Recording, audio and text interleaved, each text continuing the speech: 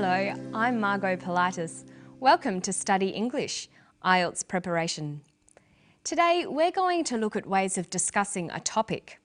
When you're writing or speaking, you can present facts or you can use your opinion.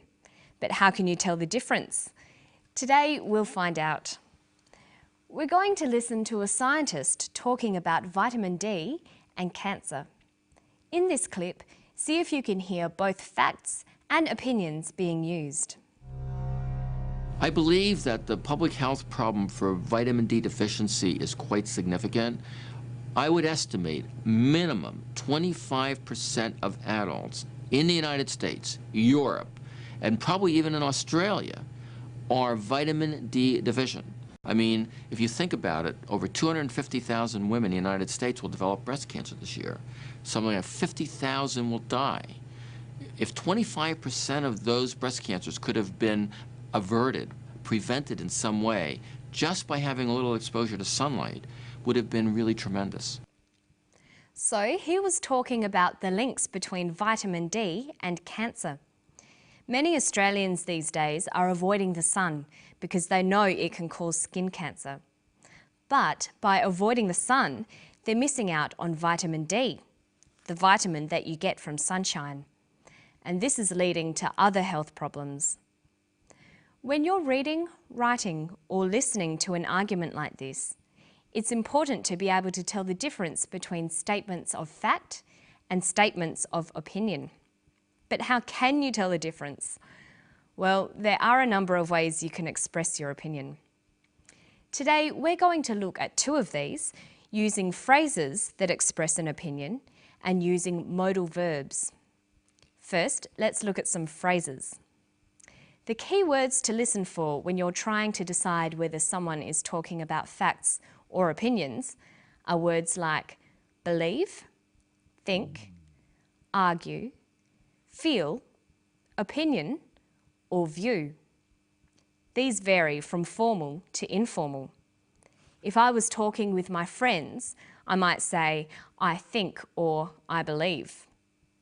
If I was in a class or tutorial, I might say, in my opinion, or in my view. But if I was writing an essay or giving a very formal talk, I'd probably choose, it is believed, or it is thought. In formal writing, many people think you should avoid using the word I, even if you are giving an opinion. Here's the clip again. Listen for some of those phrases. I believe that the public health problem for vitamin D deficiency is quite significant. I mean, if you think about it, over 250,000 women in the United States will develop breast cancer this year. Something like 50,000 will die. Another way we can express opinions is by using modal verbs. Modal verbs express opinions and attitudes. They make statements less certain or less definite. They can also be used for recommending and advising. Here are the modal verbs used for opinions. Would, should, could, might. These words signal that the speaker is giving an opinion. Look at these examples. Can you tell which ones are facts and which ones are opinions? 50,000 will die. 50,000 might die. The second statement uses might. It's an opinion. Here's another one. I do not think small amounts of sunlight increase the risk of cancer. Small amounts of sunlight do not increase the risk of cancer. In the first statement, you can see I do not think. This is an opinion. Now look at these two sentences.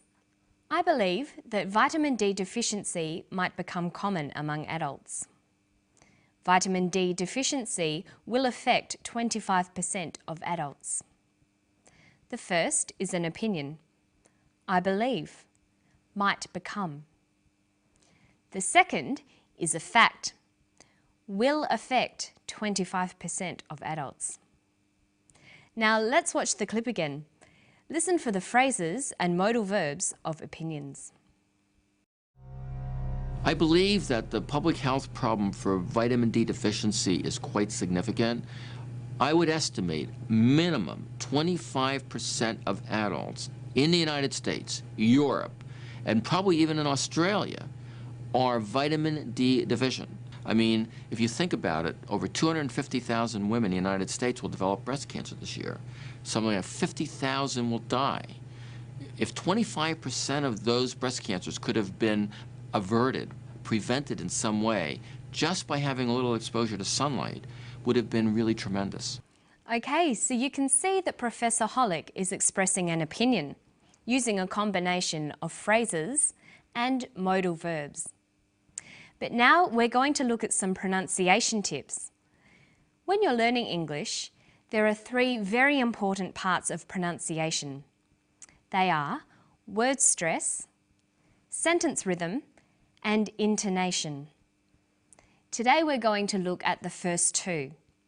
How you can practice word stress and sentence rhythm together to improve your spoken English. Listen to this sentence closely for word and sentence stress. I don't think we should blame moderate, intelligent exposure to sunlight throughout our lives as the culprit for markedly increasing our risk of developing skin cancer. Notice that the speaker uses many words with more than one syllable. That is common in formal academic language. But when you come across longer words, you have to learn which syllable to stress. For example, we say intelligent, increasing, and markedly. Notice that when you stress one syllable, the vowels in the other syllables are shortened. Sometimes these short syllables become a schwa, an sound, or an I. They're short, relaxed sounds. Listen to moderate, intelligent, exposure, culprit, markedly, developing, cancer. This shortening of syllables preserves the overall sentence rhythm. Listen to the clip again. I don't think we should blame moderate, intelligent exposure to sunlight throughout our lives as the culprit for markedly increasing our risk of developing skin cancer. So when you're learning to speak English, you need to learn the pronunciation of individual words, but you also need to practice sentence rhythm, putting the words together into sentences. This is much easier when you get used to shortening the non-stressed vowels. Okay, listen to the clip and then we'll practice some more. I mean, if you think about it, over 250,000 women in the United States will develop breast cancer this year. Something like 50,000 will die. If 25% of those breast cancers could have been averted, prevented in some way, just by having a little exposure to sunlight, would have been really tremendous. Okay, now you can try it. Listen to this sentence.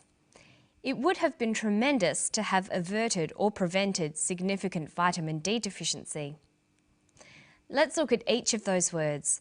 We'll highlight which syllable is stressed. See if you can work out how to pronounce each word. Tremendous, averted, prevented, significant, vitamin, deficiency. Okay, now let's see what happens when we put these words back into a sentence. It would have been tremendous to have averted or prevented significant vitamin D deficiency. Making your spoken English sound natural takes a lot of practice. Don't forget to listen closely to vowel sounds and sentence stress, and remember to practice reading and writing in English every day. And that's all from me today. I'll see you next time on Study English. Bye.